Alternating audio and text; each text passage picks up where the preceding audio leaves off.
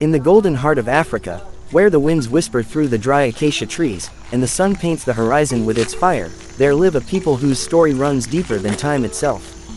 They are the Hadzabe, the last hunter-gatherers of East Africa, the silent guardians of Lake Eyasi. Here, life is not measured in hours or years, but in the rhythm of the earth, in the crack of the bowstring, in the whisper of the wind that carries the scent of prey, in the heartbeat of the wild that guides their every step. In the golden heart of Africa, where the winds whisper through the dry acacia trees,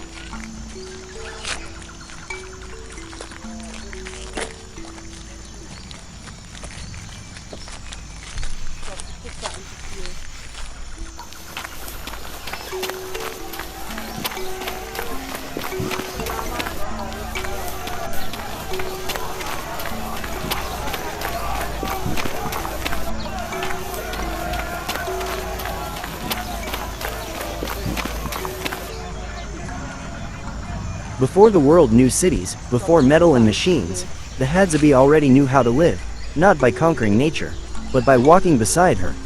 They read the footprints in the sand as if they were words in a sacred book.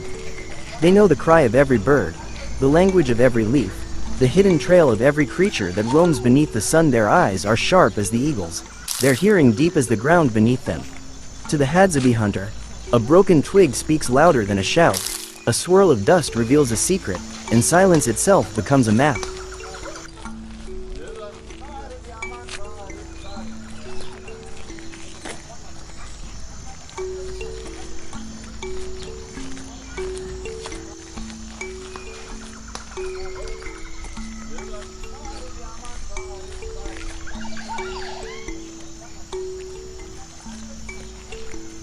When the morning light spills across the valley, men rise with their bows carved from wild olive wood, arrows tipped with poison made from desert roots. Each arrow is not merely a weapon, but a promise, a bond between man and nature. They move in silence, bare feet pressing softly into the earth, guided by instincts passed down through generations. They follow the faintest tracks, of baboon, of antelope, of warthog, sometimes for hours, sometimes for days. Each step tells a story. Each breath is part of the ancient song of survival.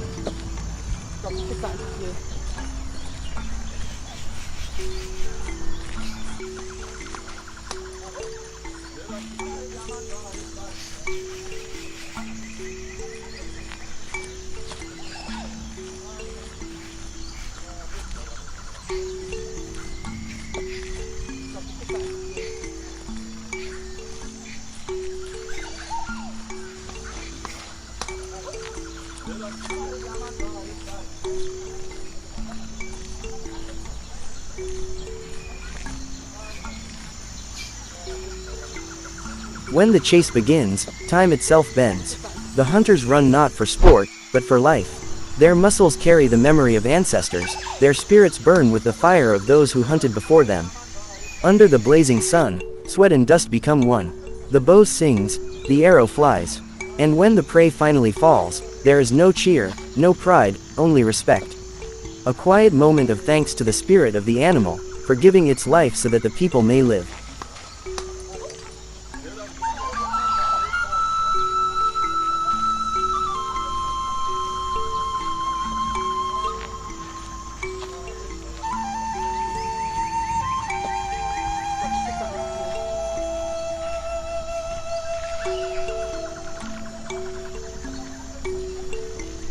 Once the trail is certain, the pace quickens. They move through thorn and dust, swift as shadows. Their bodies glide over the earth, barefoot, agile, tireless. The hunt is not a game of strength, but of endurance and cunning.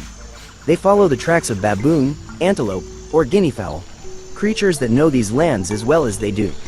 Sometimes the chase stretches for miles under the burning sun. Their lungs fill with dust. Their hearts beat in rhythm with the earth. Sweat beads on their foreheads, but they do not stop.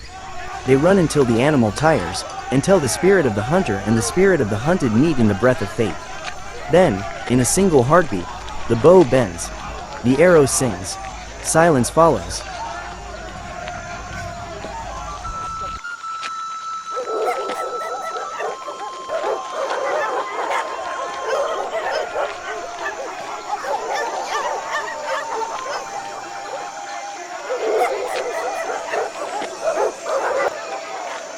Its reward, training prepared them, silence carried them, and together they have brought food, honor, and story back to the fire. Now, with the animal hoisted onto one hunter's back, they turn homeward. The path is the same, yet different. No longer a trail of hope, but of triumph.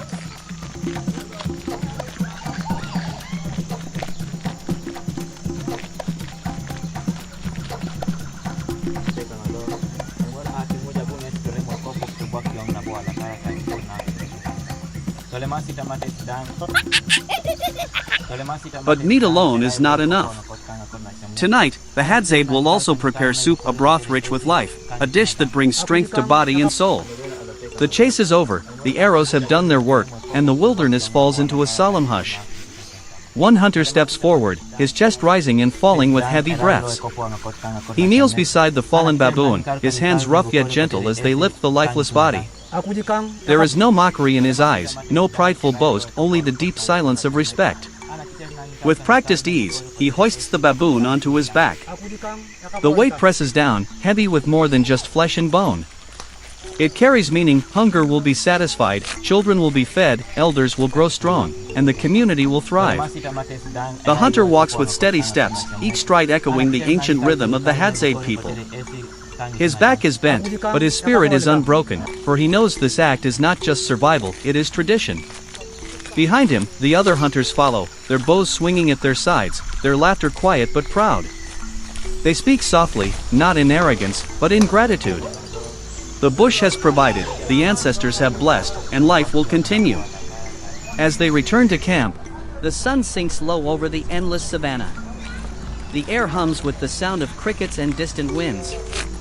One by one, the hunters emerge from the golden grass, their shoulders heavy, but their spirits unbroken. A baboon slung across the pole, antelopes tied with strips of bark, smaller game swinging from their bows. They do not walk fast, they walk proud. For in every step, every drop of sweat, lies the story of survival. No vehicles, no roads, only raw strength and the rhythm of the land. To the Hadzabe, every catch is sacred, not just meat, but a memory, a victory, a promise that life continues. This is how the wild comes home.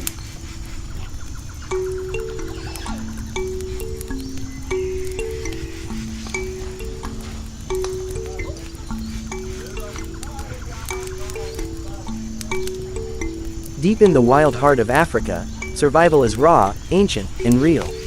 For the Hadzabe hunter, every hunt is sacred, every kill, a gift. As the fire crackles and the sun dips low, a primal feast begins. No part is wasted, not even the rich, warm organs that hold life itself.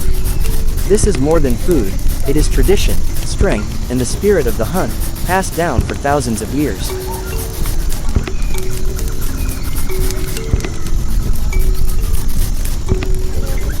No bricks. No machines. Just hands, sticks, and wisdom passed down for centuries. Herb fire.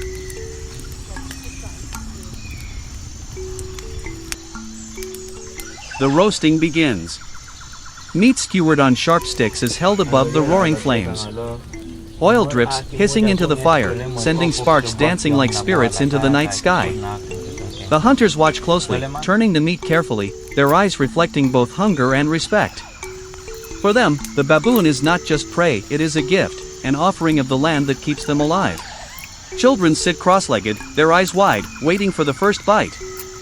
Women stir pots of wild herbs and roots that will season the soup. The air fills with an intoxicating aroma, smoky, primal, raw. When the meat is ready, pieces are passed around.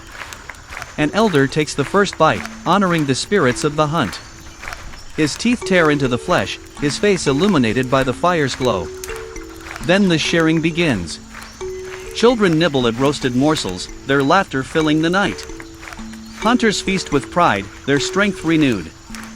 Women savor their portions, chewing slowly, their hands busy breaking apart more meat to pass around.